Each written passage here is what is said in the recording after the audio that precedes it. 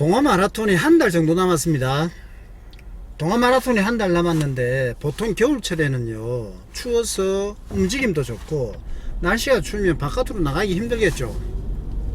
그렇다면 운동량이 부족할 수밖에 없습니다. 먹는 것도 요즘은 칼로리가 높은 걸 많이 드실 겁니다. 떡볶이, 치킨, 술을 드신다면 뭐 곱창이라든지 이런 지방이 많은 음식들을 드실 수도 있고요. 겨울에 이런 식으로 운동량은 부족하고 칼로리 높은 음식을 많이 드시고 이러다 보면 체중은 불어날 수밖에 없습니다. 당장 저부터 그렇습니다. 제가 지금 체중이 한 77kg, 뭐 많이 나갈 땐 79kg까지 나가더라고요. 올겨울에는. 갈수록 나이를 많이 먹을수록 대사량은 떨어지고 운동 열정은 또 다운될 수밖에 없을 겁니다. 뭐 제가 그렇다는 게 아니고 대부분 평균치로 그렇다는 겁니다. 체중이 분 상태에서는 달리기도 힘들고 시합 준비도 힘듭니다. 시합이 한 달밖에 안 남았는데, 동아 마라톤이 한 달밖에 안 남았는데 그렇다면 체중 감량을 해야 되는 거 아닌가 이렇게 생각하실 수도 있는데요, 체중 감량은 별도로 하는 게 아닐 겁니다. 이거는 뭐 많은 분들이 공감하실 겁니다. 그래도 운동을 막 시작하신다든지 혹은 뭐 기록을 내고 싶은데 어떻게 운동을 해야 될까 이렇게 고민이신 분들이 체중 관리는 어떻게 해야 될까 이렇게 만약에 질문을 주신다면, 체중 관리는 운동으로 해야 되겠죠. 일부러 음식을 적게 먹고 그럴 필요는 없습니다. 달리기는 그럴 필요가 없습니다. 우리가 보통 달리기 같은 경우는 10km를 달리면요 1kg의 감량이 일어납니다. 20km를 달리면 2kg. 물론 운동 끝나고 나서 물을 먹는다든지 음식을 먹는다든지 다음날 운동을 안 한다든지 이러면 체중은 더 높아질 건데요, 그래도 달리기 같은 경우는 달리고 나면 1km든 2km든 즉각적으로 체중 관리가 이루어진다. 체중 감량을 바로 확인할 수가 있습니다. 별 걱정을 다 할 수도 있습니다. 무슨 운동을 해야 되고 체중 관리는 어떻게 해야 되고 이렇게 하나하나 따지기보다는 부딪히는 겁니다.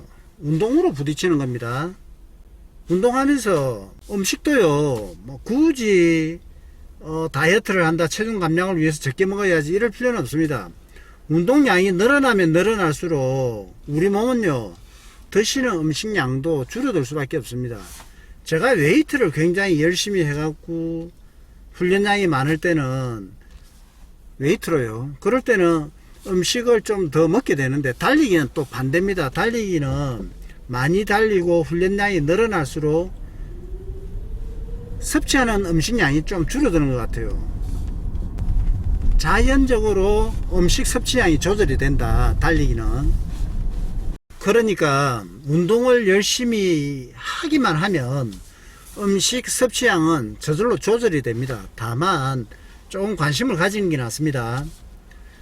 어떤 음식을 먹는 게 좋으냐 이런 식으로 뭐 지방 섭취를 좀 줄이고, 탄수화물도 좋은 탄수화물이 있고 나쁜 탄수화물이 있을 것 아닙니까? 그러니까 우리가 쌀이나 밀을 갖다가 빻으면 좀 안 좋은 탄수화물에 속하겠죠. 그런데 곡류 그 자체로 먹게 되면, 그러니까 밥이라든지 콩이라든지 곡류 그 자체 있잖아요, 가공하지 않은 것, 이런 거는 뭐 괜찮은 탄수화물 쪽에 속하겠죠.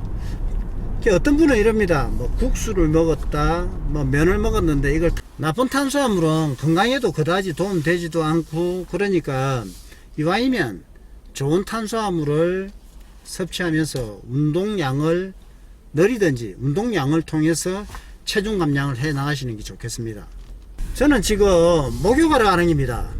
운동 열심히 하고 목욕을 하고 나면, 물론 목욕을 하게 되면 땀을 많이 흘립니다. 그래서 체중을 다운되는 이런 효과도 있을 겁니다. 그런데 저 같은 경우는 몸을 뭐 이태리 타올로 박박 이렇게 문질러 주다 보면 이것도 상당한 운동량이 되거든요.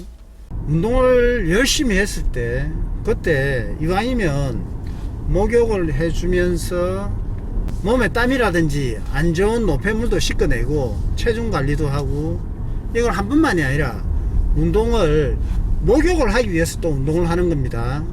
이런 식으로 하셔도 체중 감량에 도움이 됩니다. 목욕탕 들어가기 전에 체중하고 목욕탕 나와서 체중도 한번 재보도록 하겠습니다. 50km. 목욕 전 몸무게. 목욕 후 몸무게.